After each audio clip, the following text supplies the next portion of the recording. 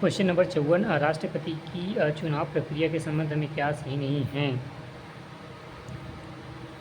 Question number 54 राष्ट्रपति की चुनाव प्रक्रिया के संबंध में क्या सही नहीं है। व्याख्या राष्ट्रपति का चुनाव प्रक्रिया एवं प्रावधान अनुच्छेद 55 में निहित है। राष्ट्रपति के चुनाव के लिए न्यूनतम 50 प्रस्तावित एवं 50 अनुमोदित होने चाहिए। प्रत्येक उम्मीदवार भारतीय रिजर्व बैंक में 15,000 रुपये जमानत राशि के रूप में जमा करेगा। राष्ट्रपति का निर्वाचन अनुपातिक प्रतिनिधित्व के अनुसार एकल संक्रमण मत एवं गुप्त मतदान द्वारा होता है। विधायकों के वोटों का मूल्य अलग अलग राज्यों की जनसंख्या के आधार पर किया जाता है, जो कि 1971 की जनसंख्या के आंकड़ों पर आधारित है। विधायक का मत मूल्य बराबर राज्य के कुल जनसंख्या बटे राज्य विधानसभा निर्वाचन की कुल सदस्य 1/100 संसद का मत मूल्य एवं सभी राज्यों के विधायकों के मतों का कुल मूल्य बटे संसद के निर्वाचित सदस्यों की कुल सदस्य संख्या। क्वेश्चन नंबर 55 यदि कोई सांसद किसी राज्य के विधानमंडल के लिए निर्वाचित होता है तो उसे कितने दिनों के अंदर राज्य के विधानमंडल से इस्तीफा देना होगा, अन्यथा उनकी संसदता अमान्य हो जाएगी 14 दिनों के भीतर। व्याख्या लोक प्रतिनिधित्व अधिनियम 1951 के अनुसार पहला कोई व्यक्ति सांसद के दोनों सदनों में चुना जाता है तो उसे 10 दिनों के भीतर वह बताना होगा कि उसे किस सदन में रहना है, अन्यथा उसकी राज्यसभा की सदस्यता स्वतः समाप्त हो जाएगी। दूसरा, यदि व्यक्ति संसद या राज्य विधानसभा में निर्वाचित हो जाता है तो उसे 14 दिनों के भीतर राज्य विधानमंडल की सीट खाली करनी होगी, अन्यथा संसद में उसकी सदस्यता समाप्त हो जाएगी। क्वेश्चन नंबर 56 निम्न राज्यों को राज्यसभा की सीटों के आधार पर घटते क्रम में लिखिए। राज्यवार राज्यसभा की सीटों का आवंटन गुजरात में 11, कर्नाटक में 12, केरल में 9 तथा उड़ीसा में 10। व्याख्या राज्यवार राज्यसभा सीटों का आवंटन गुजरात में 11, कर्नाटक में 12, केरल में 9, उड़ीसा में 10 अंततः उपरोक्त में सी सही हैं। क्वेश्चन नंबर 57 निम्नलिखित सही मिलान कीजिए।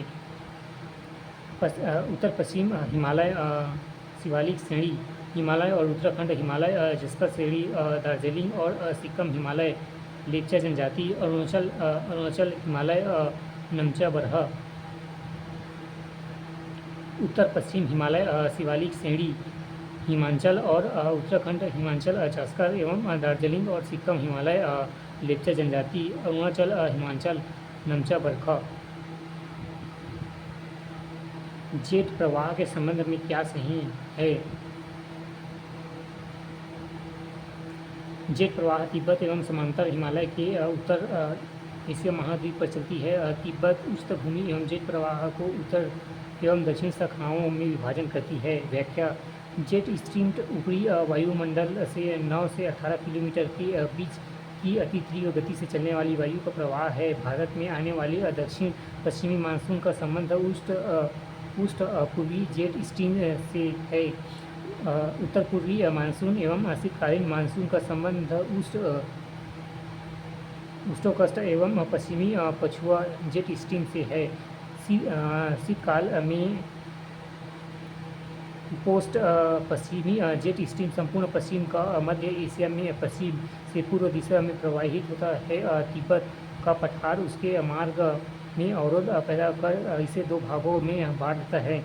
एक शाखा पठार के उत्तर से उसके समानांतर बहने लगती है, दूसरी दक्षिणी शाख के हिमालय के दक्षिण में पूर्वी की ओर अग्रसित होती है। पश्चिमी एवं भोक्ष जो भारतीय उपमहाद्वीप में जारे में आती है, इसी जेट पवन द्वारा लाई जाती है। रात के तापमान में वृद्धि होती है तो इन विभोक्षों के आने का सूचक होता है। पश्चिमी जेट स्ट्रीम ठंडी हवा स्तंभ होता है जो सतह पर हवाओं को ढकेलता है। इससे सतह पर उच्चतम भार का निर्माण होता है। इस उच्च भार को शुष्क हवाएं बंगाल की खाड़ी की ओर प्रभावित होती है। इन हवाओं के द्वारा ही ठंड के दिनों में उत्तर प्रदेश में बिहार में शीतलहर आती है।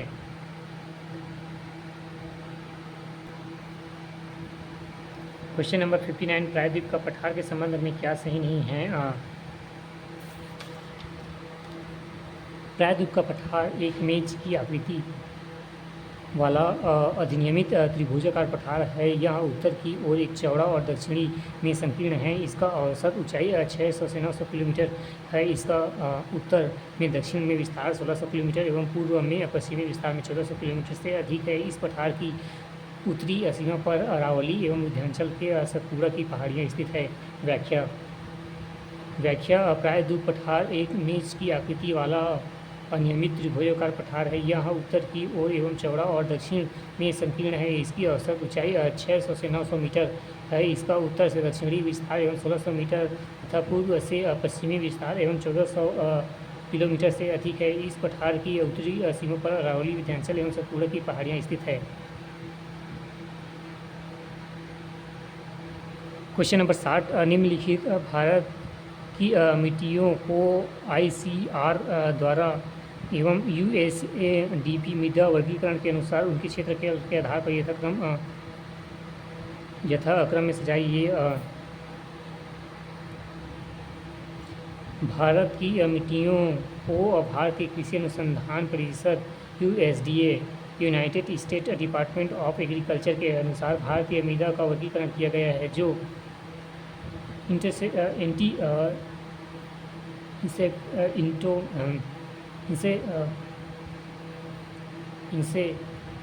इंसेप्टिसोल क्षेत्रफल 1,30,372.90%, 29.74%। दूसरा एंटीसोल्स 92,131.71, 28.8%। अल्फीसोल्स 44,448.68%, 13.55%। वर्टिसोल्स 27,960.60%, 8.52%। एरिडिसोल्स 14,069.4%, अल्टीसोल्स 8,250 एवं 2.51%। मॉलिसोल्स 3220 0.40%।